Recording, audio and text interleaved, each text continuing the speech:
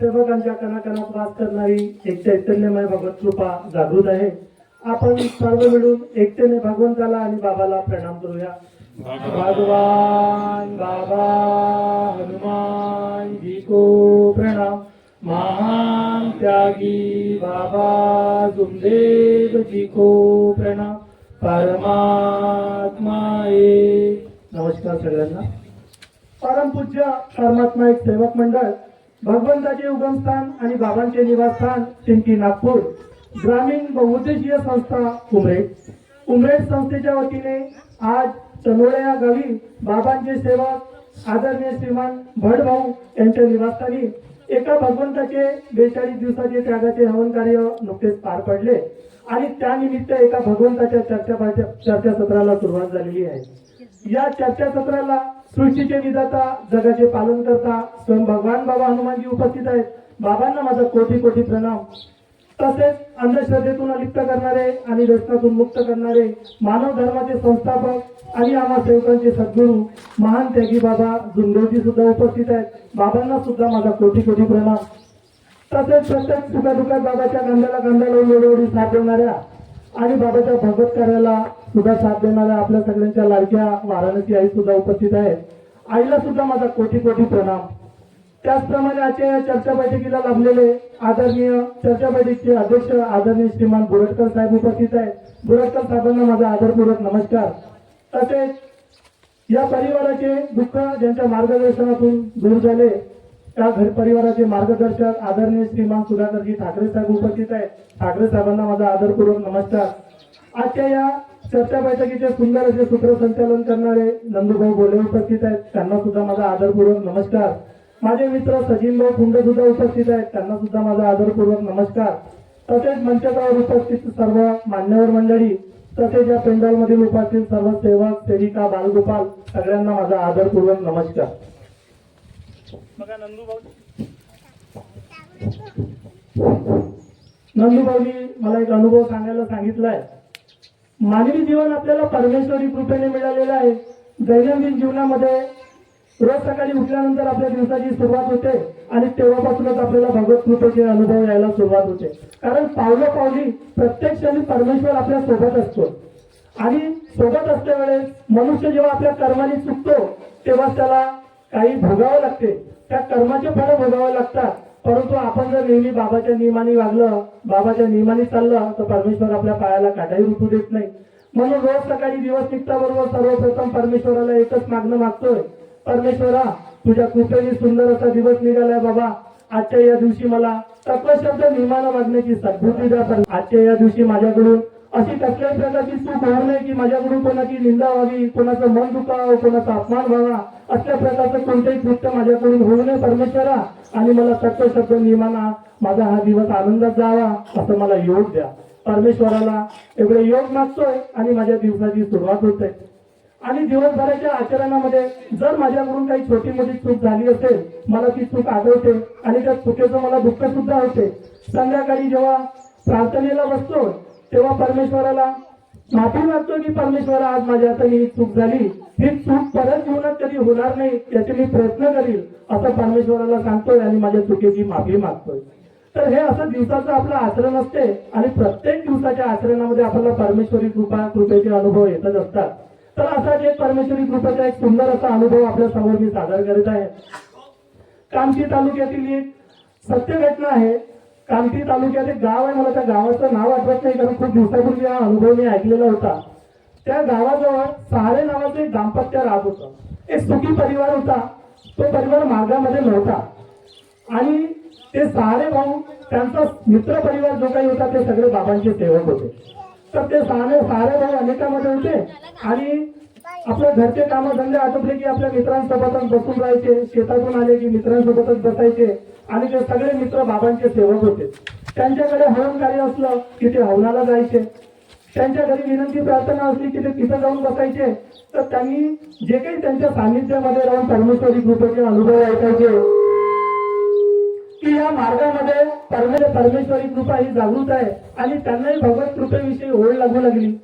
मग त्यांनी मनात निश्चय केला की माझे सगळे मित्र या परमात्मा एक मार्गामध्ये आहे आणि आपण सुद्धा या सुंदर अशा मार्गात यावं आणि परमेश्वरी कृपेचा लाभ घ्यावा अशी त्यांच्या मनामध्ये जिज्ञासा उत्पन्न झाली. त्यांना 2 मुलं होते. त्यांना 2 मुलं होते. तर त्यांनी एके दिवस एका वडाच्या झाडाखाली 10-12 मित्र बसले होते. त्या 10-12 मित्रांमध्ये हेच एक अनेकवाले होते. तर त्या सारे भाऊंनी आपल्या मित्रांना म्हटलं की मित्रांनो, तुम्ही सगळे बाबांचे सेवक आहे आणि माझ्या मनात सुद्धा या मार्गाविषयी खूप ओढ लागलेली आहे. मला सुद्धा या मार्गामध्ये यायचं आहे. परंतु मी तर तयार आहे या मार्गामध्ये येण्यासाठी. परंतु माझा मोठा मुलगा हा मला वाटत नाही की माझं काही ऐकेल. तर माझी अशी इच्छा आहे की तुम्ही सगळे मित्रांनी माझ्या घरी या आणि माझ्या मुलाला सांगा, माझ्या मुलाला या मार्गाविषयी सांगा, जेणेकरून माझा मुलगा तयार होईल आणि मी या परमात्मा एक मार्गामध्ये येईल. तर त्यांच्या मित्रांनी म्हटलं की दादा, तुझी इच्छा आहे तर तुझ्या इच्छेखातीर आम्ही सगळे तुझ्या घरी येतोय. उद्या आम्ही तुझ्या घरी एक टाइम दिला की त्यावेळेस आम्ही तुझ्या घरी येतो आणि तुझ्या मुलाला समजवतो. त्यांचे जे काही 7-8 मित्र होते ते सगळे मित्र दुसऱ्या दिवशी ठरलेल्या वेळेनुसार त्यांच्या घरी आले. त्यांच्या घरी आल्याच्या नंतर चहा पाणी केला. सारे भाऊ यांच्या पत्नीने चहा पाणी केला आणि नंतर त्यांच्या मुलाला 2 मुलं होते. एक छोटा मुलगा होता आणि एक मोठा मुलगा होता. तर समजावणं फक्त मोठ्या मुलाला होतं. मोठ्या मुलाला त्यांनी मार्गाची रूपरेषा सांगायला तयार केली आणि अशा प्रकारचा आमचा हा मार्ग आहे आणि या मार्गामध्ये भगवत कृपा ही जागृत आहे. तुम्ही सुद्धा या मार्गामध्ये या. तुझ्या वडिलांची इच्छा खूप आहे की या मार्गाशी जोडावं. त्या मुलाला सगळं सांगितल्यानंतर तो मुलगा हसला आणि म्हणाला, भगवत कृपा, ही भगवत कृपा काय असते? अरे, तुमच्या मार्गात जर एवढी भगवत कृपा जर जागृत आहे तर तुमच्या भगवंतानी माझ्यावर दुःखता आणून दाखवावं, कारण मी सुखी आहे. तुमच्या भगवंतानं माझ्यावर दुःखता आणून दाखवा, तेव्हा मी या मार्गाला मानेल की खरंच हा परमात्मा एक मार्गातील शक्ती जागृत आहे. सगळ्या सेवकांचे चेहरे नाराज झाले. अरे, परमेश्वरी कृपा, त्याचे अनुभव तुम्हाला सांगण्यासाठी आलो, तुम्हाला मार्गाची रूपरेषा सांगण्यासाठी आलो की जेणेकरून तुम्ही तयार व्हाल आणि कार्यकर्त्यांकडे जाऊन तुम्हाला मार्ग देऊ, अशा पद्धतीनं सांगण्यासाठी आले. पण त्यांना असं वाटलं की आम्हा सगळ्यांचा अपमान झालाय, आमच्या भगवंताचा अपमान झालाय. त्यांना वाईट वाटलंय. अरे, आमचा भगवंत हा दुःखातून मुक्त करतोय, माझा भगवंत हा दुःखातून मुक्त करतोय आणि तू माझ्या भगवंताची परीक्षा पाहतेस. एवढे शब्द बोलले. त्या सेवकांना वाईट वाटलं आणि ते सर्व सेवक चालले गेले. सारे भाऊ यांना सुद्धा वाईट वाटलं की मी माझ्या मित्रांना घरी बोलवलंय आणि माझ्या मित्रांचा अपमान झालाय. परंतु बघा, ही सत्य घटना आहे. प्रत्येक सेवकांनी काळजीपूर्वक ऐका की आपल्या मार्गात कृपा ही कशी जागृत आहे. झालं काय सेवक बंधूंनो, 7-8 दिवस गेले. सारे भाऊ रोज नाराजच राहायचे. त्यांना वाईट वाटायचे की माझ्या सेवक बांधवांचा अपमान झाला, भगवंताचा अपमान झाला. परंतु त्यांची जे श्रद्धा होती, त्यांचा जो विश्वास होता तो एका भगवंतावर होता. ते मार्गात जरी नसले तरी परमेश्वरावर त्यांचा विश्वास अटूट होता. कारण ते सेवकांच्या सानिध्यामध्ये राहून परमेश्वरावरचा विश्वास त्यांच्या दृढ झालेला होता. तर बघा, 7-8 दिवसानंतर झालं काय की त्यांचा मोठा मुलगा बैलजोडी घेऊन शेतामध्ये गेला. झुल्यावर बैलाची जोडी बांधली आणि कोट्यामध्ये आपलं काही काम करत असेल. तर काही काळानंतर वातावरण खूप बदललं. खूप असं काळभोर आभाळ आलं, विजा कडकडायला लागल्या आणि वातावरण संपूर्णपणे खराब झालंय. आणि थोड्याच वेळामध्ये इतकी जोराची वीज कडाडली आणि ती वीज ते काय झालं की खूप वातावरण खराब झाल्यामुळे त्याला असं वाटलं की झुल्यावर माझी बैलजोडी बांधलेली आहे, ती बैलजोडी सोडून मी कोट्यामध्ये घेऊन येतोय. ती बैलजोडी सोडण्यासाठी तो झुल्याकडे गेला. सेवक बंधूंनो, अशी जोराची वीज कडाडली आणि वीज त्या ठिकाणी पडली. बैल जागेवरच मेला. त्या 2 बैलापैकी एक बैल जागेवर मेला आणि एक बैल उठून पडला आणि तो सेवकाचा मुलगा सुद्धा तिथे बेशुद्ध पडला. त्याच्यानंतर बेशुद्ध झाल्यानंतर आजूबाजूच्या कास्तकारांना असं वाटलं, अरे इथे वीज पडली, सारे भाऊच्या शेतात वीज पडली आणि जोराचा असा आवाज आला. आजूबाजूच्या शेतात काम करणारे लोक असे धावत आले आणि पाहते की काय झालं. तर एक बैल त्यांना सैरावैरा पडताना दिसला. त्या बैलाला पाहून असं वाटलं की हा एक बैल पडत आहे, एका बैलाच्या अंगावर तर वीज नसेल पडली, काही असं अनैतिक कृत्य घडलं तर नसेल. म्हणून ते त्या ठिकाणी बघण्यास गेले.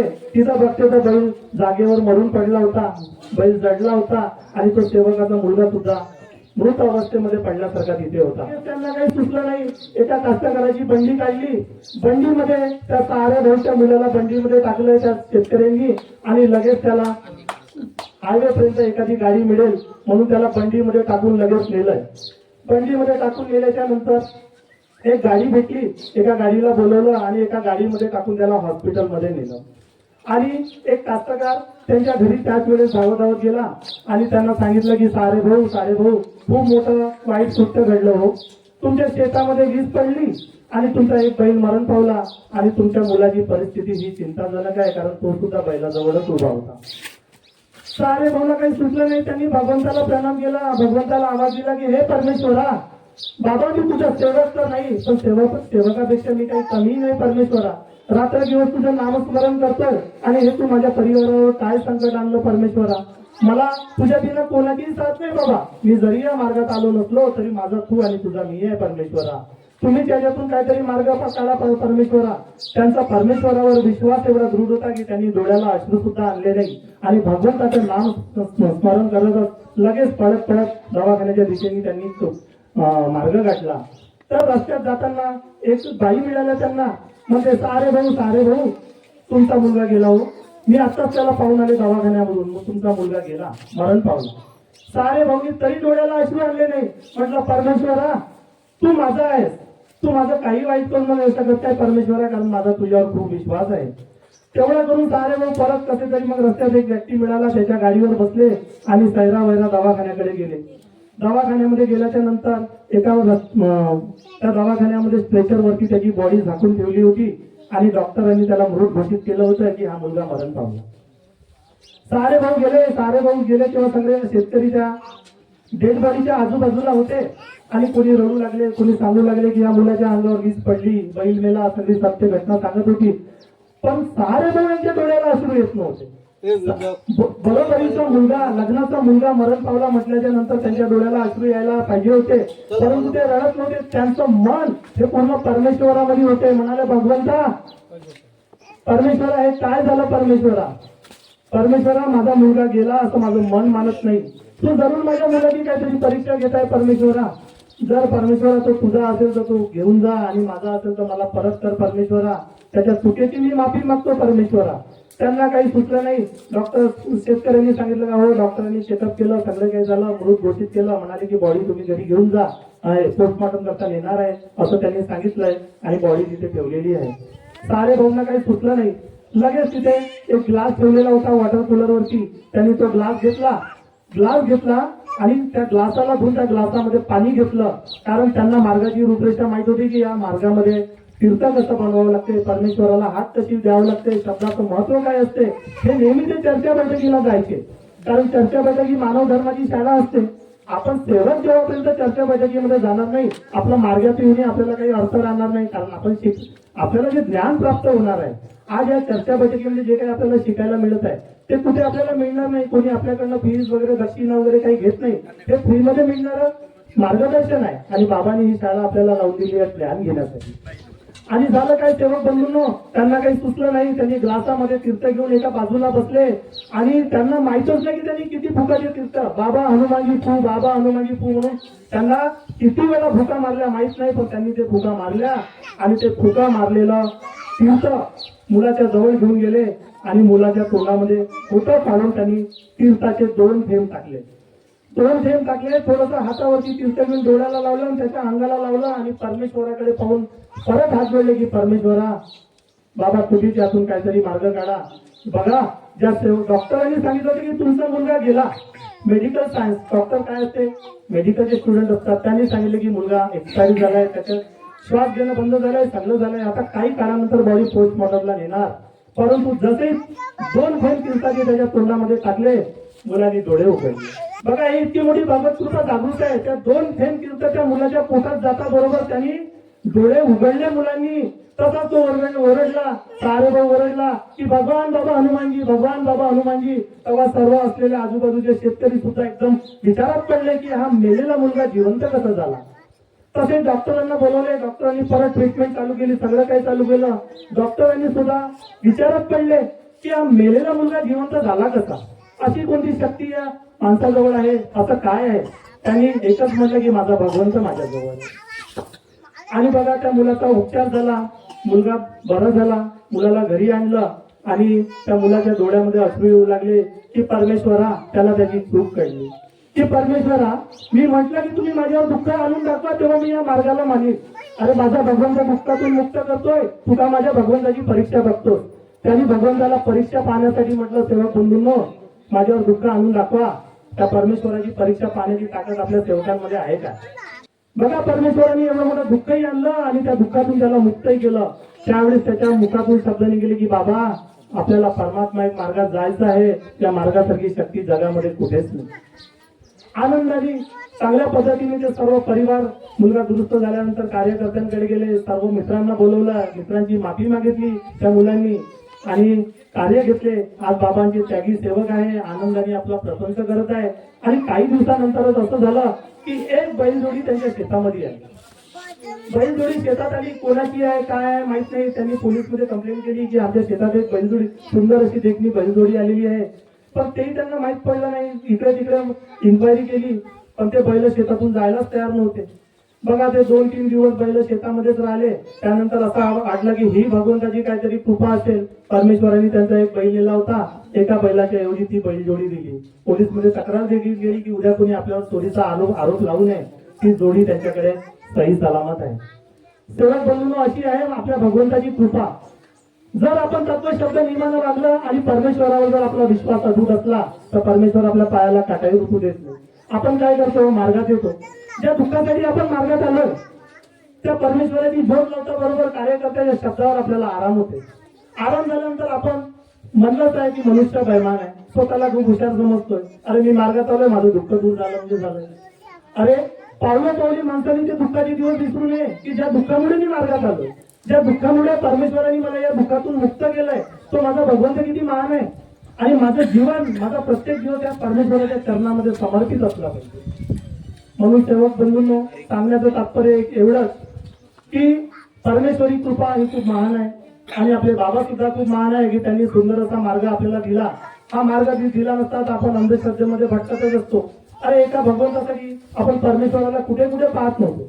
एक छोटीशी म्हण तुम्ही ऐकली असेल की तुझं आहे तुझं पासी का फिरती वनवासी, तुझं आहे तुझं पासी का फिरती वनवासी. हरणाच्या पोटामध्ये कस्तुरी मृग असतो आणि तो खूप सुंदर असतो. त्याचा सुगंध इतका असतो की त्याचा सुगंध खूप सुंदर असतो. परंतु ते हरणाला हे माहित नसते की माझ्या पोटामध्ये कस्तुरी मृग आहे. तो सुगंधाच्या शोधामध्ये जंगलामध्ये वंदन फिरत असतो. तर त्याला माहित नाही की ज्या सुगंधाच्या शोधामध्ये मी जंगलात वंदन फिरत आहे तो सुगंधित असा कस्तुरी मृग माझ्याच पोटामध्ये आहे. तशाच प्रमाणे आपल्या सेवकांची व्यथा आहे बंधूंनो. अरे आपला भगवंत आपल्यामध्ये आहे, त्या परमेश्वराने आपला अंश आपल्यामध्ये टाकलेला आहे. तो आहे म्हणून आपण, ज्या दिवशी परमेश्वराने साथ सोडली आपण घाटावर आहोत. तो परमेश्वर आहे म्हणून आपण, मग आपण ह्या वरच्या सौंदर्याकडे लक्ष देतो. आंघोळीला साबण पाहिजे, चेहऱ्याला लावायला फेरेन लावली पाहिजे, सुगंधित तेल पाहिजे, ब्युटी पार्लर मध्ये गेलं पाहिजे. कशासाठी की आपलं शरीर सुंदर दिसलं पाहिजे. हो सर, शरीर सुंदर दिसेल, चांगले कपडे घाला, चांगलं राहा, नीट नेटकं राहायला काही प्रॉब्लेम नाही. परंतु त्या परमेश्वराने जो आपला अंश आपल्यामध्ये टाकलाय, जो आत्मा आपल्यामध्ये टाकलाय, त्याला सुंदर करण्यासाठी काही या साबण शॅम्पूची गरज नाही. त्या परमेश्वराला हवंय तत्वशब्द नियमाची गरज आहे. सेवक बंधूंनो, एकदा तत्वशब्द नियमानं वागून तर बघा. नाही तुमच्या जीवनामध्ये बदल झाला तर मला म्हणा, नाही तुमच्या शब्दावर परमेश्वर उभा राहिला तर मला म्हणा. मनुष्य आहे, चुका होते, कडक ना कडक झालेल्या चुका परमेश्वर माफ करतोय. पण तुम्ही जाणून बुजून जर चूक कराल तर परमेश्वर माफ करणार नाही. आपल्या चुकीला आपल्याला आपल्या कार्यकर्त्यांकडे शब्दाची सोडवणूक करावी लागेल, आपल्या चुकीची माफी मागावी लागेल आणि वचन द्यावं लागेल की माझ्या हाताने ही चूक झाली, मी आयुष्यात पुढे कधी ही चूक करणार नाही. परमेश्वर सगळ्यांना सद्बुद्धी देईल आणि सगळ्यांचं कल्याण होईल.